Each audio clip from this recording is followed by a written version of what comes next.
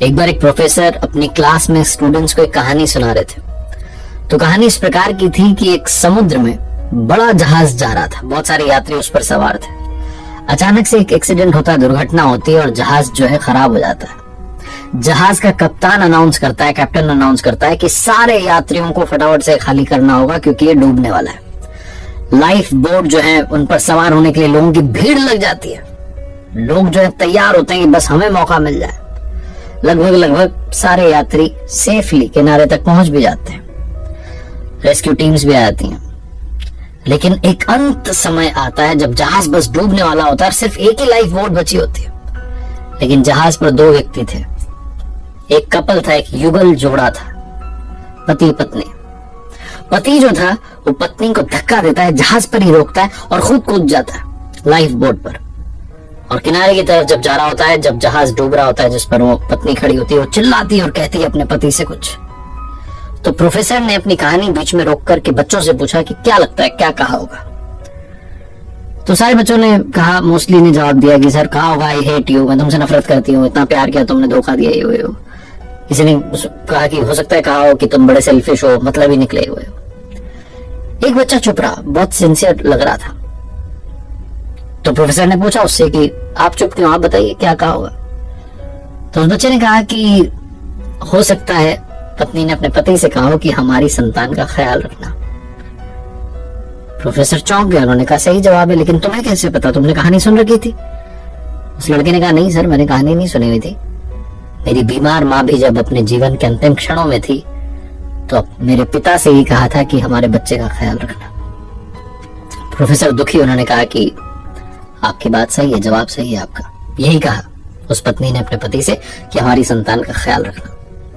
Professor ने कहा लेकिन कहानी भी बाकी है। उन्होंने कहानी आगे बढ़ाई, उन्होंने कहा कि वो जो जहाज था उस पर जो महिला बची थी, वो जहाज बस डूब गया, उस महिला की मौत हो गई। जो पति था वो किनारे पर आ गया, घर पहुंचा, हाँ उनकी बेटी थी, उस छोटी बच्ची का लालन पालन किया, उस संतान का पालन पोषण किया, उसे पढ़ाया लिखाया, उसका विवाह करवाया। और समय का चक्र है, उस व्यक्ति की भी जान चली गई, उसकी भी मौत हो गई। जो बेटी थी वो एक दिन अपने घर पर मायके में आई हुई थी और घर की साफ सफाई कर रही थी, सामान जो सारा देख रही थी। तब अलमीरा में उसे एक डायरी मिलती है जो कि उसके पिता की थी, और उस डायरी के अंतिम पेज पर लिखा हुआ था कि मुझे क्षमा करना, मैं उस समय समंदर में तुम्हारे साथ समाना चाहता था, लेकिन चाह करके भी ऐसा नहीं कर सका। मुझे कठोर निर्णय लेना पड़ा, हमारी संतान को पालना पोसना आवश्यक था, इसलिए मैंने तुम्हें वहीं छोड़ करके खुद की जान बचाना मुनासिब समझा। मुझे मालूम था कि तुम बीमारी से ग्रस्त हो, कुछ दिनों में वैसे भी तुम ये दुनिया छोड़कर जाने वाली थी, ऐसे में मुझे ये कठोर निर्णय लेना पड़ा, वरना मेरा यकीन मानो मैं तुम्हारे साथ समंदर में उसी पल समा जाना चाहता था। तुम्हारे बिना मेरे जीवन का कोई अर्थ नहीं है। बच्ची जब ये पढ़ रही थी तो रोती चली जा रही थी। कहीं ना कहीं उसके मन में चलता था कि पिता ने माँ को वहां के लिए क्यों छोड़ दिया, लेकिन उस दिन उस क्षण उसे समझ में आया कि पिता ने ऐसा फैसला क्यों किया था। इस जीवन में बहुत सारी बातें सही गलत से ऊपर है। बहुत सारी बातें बहुत कॉम्प्लेक्स्ड होती हैं, बहुत जटिल होती हैं, जिन्हें समझ पाना बड़ा मुश्किल होता है हमारे लिए। और हम में से काफी लोग बस तुरंत रिएक्ट कर देते हैं, बात बोल देते हैं, सोचते नहीं, विचार नहीं करते, इमीडिएटली रिएक्शन देते हैं। आप ऐसे करते रहेंगे तो लोगों को खोते रहेंगे।